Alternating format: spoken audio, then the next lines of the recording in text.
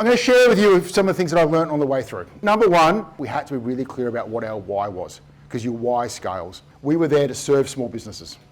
We were building functionality and capability to make the world of small business better. In the Australian marketplace, 50% of all small businesses fail in the first 5 years. Number one reason is they run out of money. They run out of cash. He always believed deep down that if we had a thriving small business community, we could actually build better schools and hospitals. And I remember when he first said that to me, I was like, couldn't quite work out how that connected together. But the reality was, they're the single largest employer of people in Australia. The harsh reality is that small business actually gets a pretty raw deal though as well. Largely ignored by government as a whole because they're so small and they actually don't have a voice. They get pushed around by big business quite a bit. And we thought we could play an active role in that as well. If you join all their voices together, you can actually tell a pretty good story. And that was really what we were about from day one, was how do we make sure we make life better for people in small business, their advisors and communities around the world. But it really held the whole business together in terms of why we existed. Second thing, and the biggest thing that I learned on the way through, was hire for attitude. Always hired for skills, knowledge and experience. However, if you're working in the business world and you're working in a fast growth, high scaling business, you need an amazing attitude. You need a growth mindset. And if you don't have that growth mindset, it makes it really, really hard to scale because your roles are changing all the time. And bizarrely, in a scale-up company, quite often your role shrinks. The way that you can actually hire for attitude is think about what your values are. If you have great values that people actually believe in and they work to, that actually creates the cultural guardrails for your business. One of the problems with rules in a high scaling business, it can actually confine you. If people operate within the boundaries of great values, they get the opportunity to scale them. These are the 5 values back in the Xero day. Beautiful, ownership, human, champion and challenge. And beautiful doesn't mean everyone's good looking. That's not what it means. I think everybody asks that question a lot. It means that everything we do, whether it be product design, product releases, a legal document, how do we make that as beautiful as you possibly can so it can be consumed by our customers? So legal documents historically are not what you would regard as beautiful, and they're very hard to read, but you've got to remember our audience is small business. Our customers are small business. So we want them to be able to easily engage with those documents.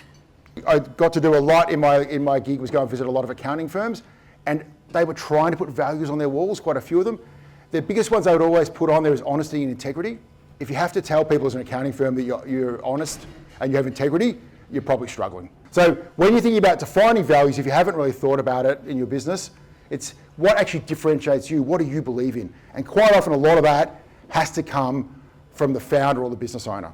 Because basically you cast a long shadow. And your long shadow is actually what you believe in and how you want your business to operate, especially when you're not in the room. So to me, culture is an output of purpose, values, and behaviours.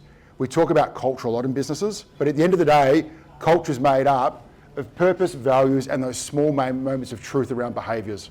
Number 3, building brand. At some stage, you're going to face into building brand. We are so hell-bent now on creating opportunities and pipeline through performance marketing that I think we've actually stopped and forgotten how to build brand. And at the end of the day, you will have to face into building brand. And the theory about it was, how do we make Xero synonymous with small business? How can we do something that will actually allow us to champion them and be synonymous with them? So when small business thinks about software or thinks about someone that's helping them, it's Xero. So we created a thing called Small Business Insights. So Small Business Insights takes the anonymous and aggregated data on the platform, always anonymous and aggregated, because you remember we got to 1 million subscribers. So we could get to a stage where we could actually see real-time insights on the platform faster than the government could.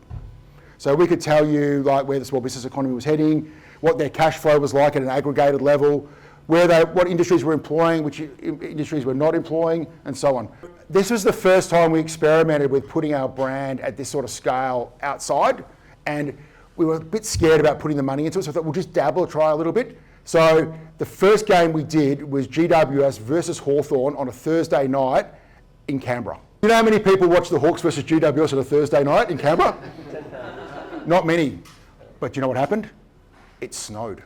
It's the only AFL game ever that it snowed at. Number 4 is the 1% is everything. And you will have heard this phrase before, but basically your customers expect the 99%. They expect the 99%. They'll remember you for the 1% that you do. That one extra thing that either makes them feel special or you've done something for them that another vendor won't. This is a guy called Anton Gerner and he's a Xero customer. So why is Anton special? As far as we can tell, he's the longest serving Xero customer in Australia. And he came on board and we basically had almost no functionality. It was more of an idea, a little bit of code. The original coder and developer of Xero, Craig Walker, he had to read Accounting for Dummies to actually start writing the code because he didn't know what a debit and a credit was. So that's how he started writing it. And Anton helped. And so Anton was one of the earliest ones. And right up until I left, we'd still catch up with Anton on a monthly basis. And he was still giving us feedback about how to develop the product. And I think it's really important as you grow and get to 1 million subscribers, you just don't lose sight of those people that actually made you really special from the beginning. So that's why I always like including this photo. I think we spend a lot of time in businesses thinking about how to win. We don't spend enough time thinking about how do we love our customers. Because if you don't truly love them, you don't have an opportunity to grow with them. And so the methodology we always use inside Xero was win, love, grow.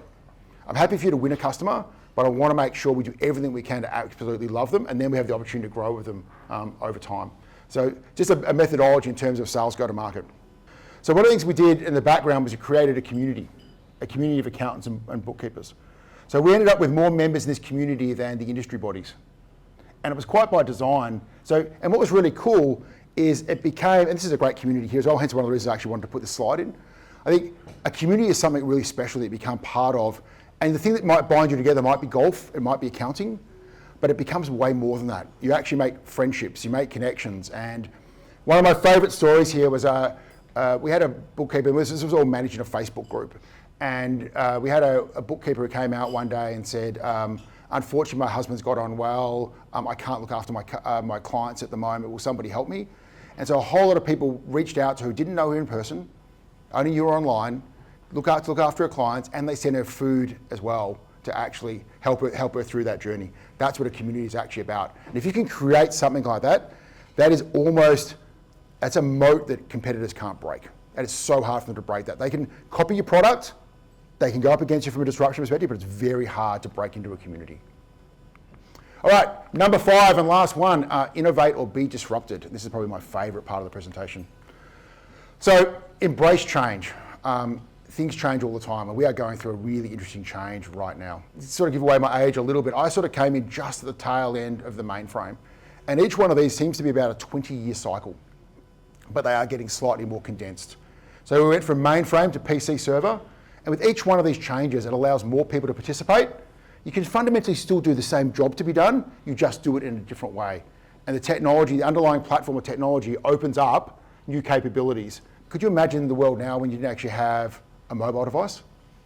And it's really only been less than 20 years. But we are now in the next wave. We are now well and truly the artificial intelligence wave. And I know AI gets overhyped and overused in the media, and everybody's looking at going, oh, it's not going to really make any changes. In my opinion, this will be the biggest underlying change to platform and technology that we will see in our lifetime. Be curious about AI. You don't have to be an expert, but be curious about it if you're not already, because it will change every role in some way, shape or form in every business. I've no doubt. I used to play with Google Trends, and Google Trends is a way of looking at brand without looking at proper brand metrics, which is a way of saying how many people are looking on Google for things. Last thing for me, before I wrap up, the big thing I'd leave you with as well, from a disruption perspective, is that anything that can be automated will be. Any task that can be automated will be. Especially anything that's repetitive, or anything that takes large pools of unstructured data and turns into structured data. That's the stuff at the moment that AI is really good at, but it's getting beyond that. It's now starting to make decisions as well. So I would definitely encourage you to be curious.